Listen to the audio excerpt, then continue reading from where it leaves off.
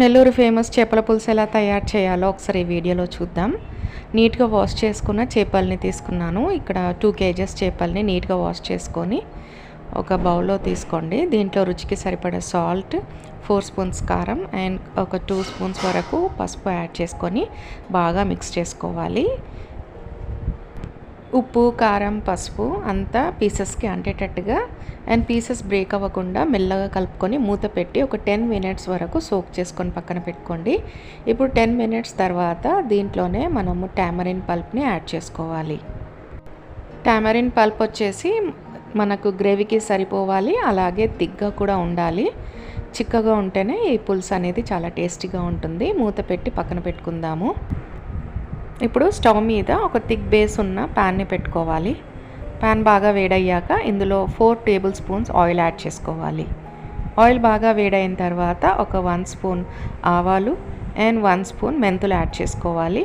ఇవన్నీ బాగా రోస్ట్ అయిపోవాలి. మెంతులు మంచిగా రోస్ట్ అయిపోయిన తర్వాత ఇందులోనే 1 స్పూన్ జీలకర్ర, కొద్దిగా కరివేపాకు అండ్ 2-3 ఆనియన్స్ని కట్ చేసుకొని ఇందులో యాడ్ చేసుకోవాలి. 2-3 గ్రీన్ చిల్లీస్ కూడా కట్ చేసుకొని ఇందులో యాడ్ చేసుకొని బాగా మిక్స్ చేసుకొని కాసేపు మగ్గించుకోవాలి.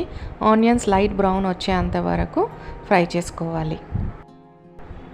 ఆనియన్స్ అండ్ పచ్చిమిర్చి, కరివేపాకు అన్నీ బాగా వేగిపోయాయి.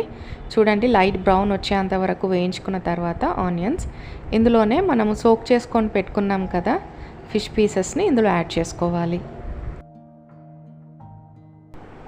ఇప్పుడు ఈ ప్యాన్ని ఒక క్లాత్తో పట్టుకొని బాగా మిక్స్ చేసుకోవాలి. అంటే స్పూన్తో పెట్టకూడదు. ఇలా క్లాత్తో పట్టుకొని ఈ విధంగా తిప్పితే మనకు ఈ గ్రేవీలో పీసెస్ అన్నీ కలిసిపోతాయి. ఇందులోనే 2 టమాటోస్ని కట్ చేసుకొని చేత్తో మ్యాష్ చేసుకొని ఇందులో యాడ్ చేసుకోవాలి. అలాగే 2 ఆనియన్స్ని 2 సైడ్స్ కట్ చేసుకొని మధ్యలో ఘాట్లు పెట్టుకొని నేను చూపిస్తున్న విధంగా ఇలా గ్రేవీలో యాడ్ చేసుకొని మూత పెట్టి ఒక 10 మినిట్స్ హై ఫ్లేమ్ పైన ఉడికించుకోవాలి. మధ్యలో ఇలా మూత తీసి ఇట్లా క్లాత్తో పట్టుకొని ఈ విధంగా ఒకసారి తిప్పేసుకుంటే ఒక 10 మినిట్స్లో మన ఫిష్ పులుసు అనేది రెడీ అయిపోతుంది. 10 మినిట్స్ తర్వాత మూత తీసి చూస్తే చూడండి, మన ఫిష్ పులుసు అనేది రెడీ అయిపోయింది. ఫైనల్గా కొద్దిగా కొత్తిమీర యాడ్ చేసుకొని గార్నిష్ చేసుకుంటే మన నెల్లూరు ఫేమస్ చేపల పులుసు అనేది రెడీ అయిపోతుంది.